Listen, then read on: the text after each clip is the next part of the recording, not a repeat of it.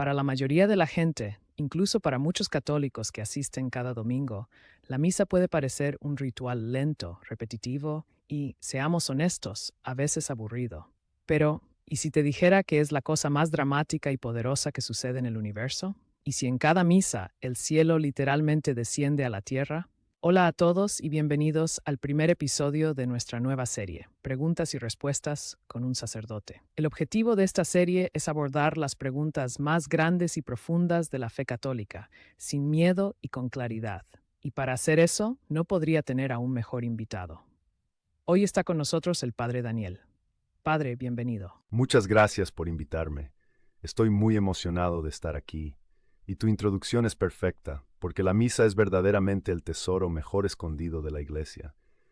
Muchos están sentados sobre un cofre lleno de oro, pero creen que es solo una vieja caja de madera. Espero que hoy podamos encontrar la llave juntos. Esa es la meta. Y la pregunta de hoy es esa precisamente. Padre, más allá de sentarse, pararse y arrodillarse, ¿qué sucede realmente durante la misa? Es la mejor pregunta que podemos hacer. Para entender la misa tenemos que verla como lo que es, un diálogo divino, un encuentro sagrado que tiene dos partes principales, como una gran sinfonía en dos movimientos. La primera es la liturgia de la palabra y la segunda, la liturgia de la Eucaristía. Empecemos por la primera parte, la liturgia de la palabra. Vemos que la gente lee de un libro, el sacerdote lee un pasaje del Evangelio y luego da un sermón o una homilía. Para alguien que no lo entienda, podría parecer una simple clase de historia o de literatura. ¿Qué está pasando debajo de la superficie? Esa es una gran observación. No estamos simplemente leyendo textos antiguos, estamos participando en una conversación familiar. Imagina una gran reunión familiar donde el abuelo saca un antiguo álbum de fotos y empieza a contar las historias de la familia, cómo superaron dificultades, cómo celebraron victorias. No lo hace solo para recordar el pasado, sino para enseñar a los más jóvenes quiénes son, de dónde vienen y cuál es su identidad. En la liturgia de la palabra, nuestro Padre Dios nos está abriendo el álbum familiar de la historia de la salvación. Me encanta esa analogía. Y hay una estructura muy específica, ¿verdad? Una lectura del Antiguo Testamento, un salmo, una lectura de las cartas del Nuevo Testamento y finalmente el Evangelio. ¿Por qué ese orden? Porque todo cuenta una sola historia, la historia de Jesús.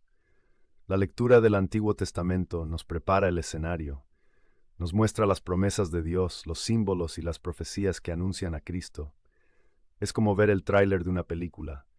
El Salmo es la respuesta de nuestro corazón a esa promesa, una oración cantada. La segunda lectura, usualmente de las cartas de San Pablo o de otro apóstol, nos muestra cómo los primeros cristianos vivieron esa fe. Y luego llegamos al punto culminante, el Evangelio. Todos nos ponemos de pie, a menudo se canta el aleluya, porque no estamos simplemente leyendo sobre Jesús. Es Cristo mismo, presente en su palabra, quien nos habla directamente. Por eso el sacerdote o el diácono a menudo besa el libro del Evangelio. Es un acto de reverencia a la presencia de Cristo. ¿Y la homilía entonces qué papel juega? Si el Evangelio es Cristo hablándonos, la homilía es el sacerdote actuando como padre de la familia, que toma esa palabra viva y la parte para que todos podamos alimentarnos de ella. La pregunta de la homilía no es solo ¿qué dice este texto?, sino ¿qué nos está diciendo Dios a nosotros, aquí y ahora, en nuestra vida, en 2025? Es el puente entre la palabra eterna y nuestra realidad cotidiana. Entendido. Así que la primera parte es Dios hablándonos, recordándonos quiénes somos en Él. Pero luego la misa cambia de tono, entramos en la liturgia de la Eucaristía. Y aquí es donde creo que mucha gente se desconecta. Vemos al sacerdote preparando el pan y el vino. ¿Qué está pasando en ese momento en el ofertorio? El ofertorio es nuestra respuesta al diálogo. Dios nos ha hablado, nos ha dado todo. Ahora nosotros como niños pequeños le devolvemos lo que tenemos. ¿Y qué tenemos? Pan y vino, símbolos del trabajo humano y de la alegría. Pero va más allá. En ese pan y ese vino ponemos simbólicamente toda nuestra vida en el altar. Nuestras alegrías, nuestras luchas, nuestro trabajo, nuestras familias, incluso nuestros pecados y sufrimientos. Le decimos a Dios, esto es lo que soy, esto es lo poco que tengo, tómalo. Y Dios lo toma. Y aquí llegamos al corazón de todo. La plegaria eucarística. Son muchas palabras, pero ¿cuál es el momento que lo cambia todo? Hay dos acciones cruciales. La primera es la epíclesis, una palabra griega que suena complicada pero es muy simple. Es el momento en que el sacerdote extiende sus manos sobre el pan y el vino y le pide al Padre que envíe el Espíritu Santo para transformarlos. Y justo después vienen las palabras que todos conocemos, las palabras de la consagración. Tomen y coman todos de él, porque esto es mi cuerpo. Tomen y beban todos de él, porque este es el cáliz de mi sangre.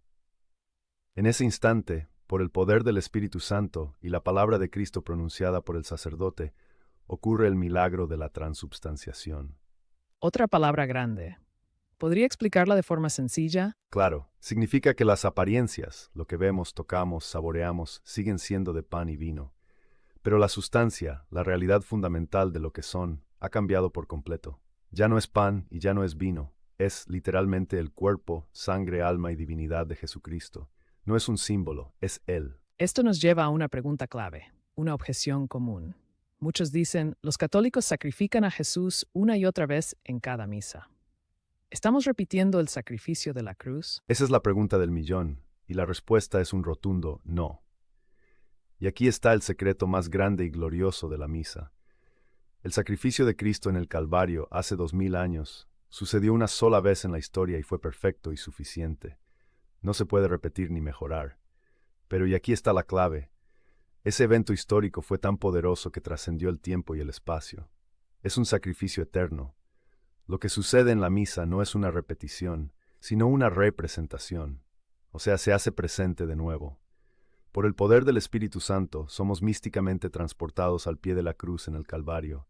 El velo del tiempo se rasga y el pasado se hace presente en nuestro altar. ¡Wow! Eso es increíblemente profundo. Lo es, y hay más.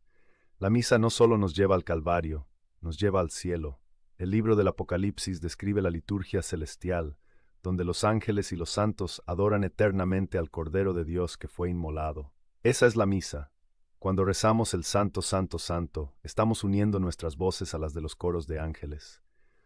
Cuando el sacerdote levanta la hostia, no estamos solos en nuestra pequeña parroquia. Estamos de pie, hombro con hombro, con todos los santos de la historia, con nuestra Madre María, con los millones de ángeles, participando en la única y eterna boda del Cordero.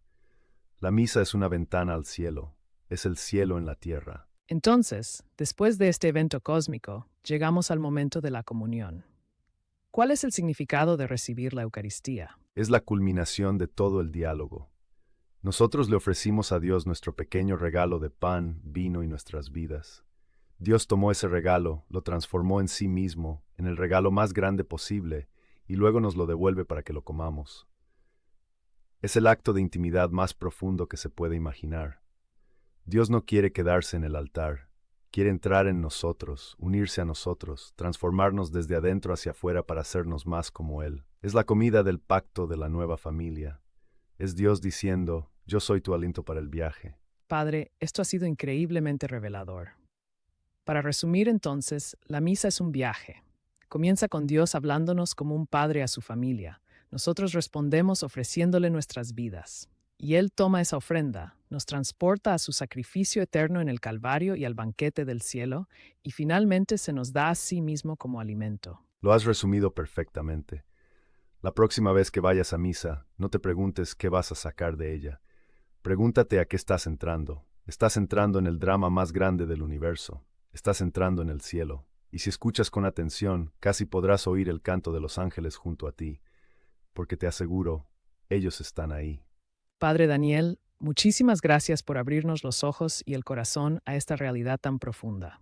Ha sido un honor.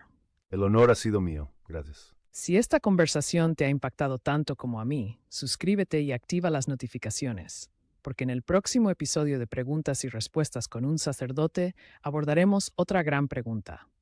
¿Por qué la Iglesia enseña lo que enseña sobre el matrimonio? No te lo querrás perder.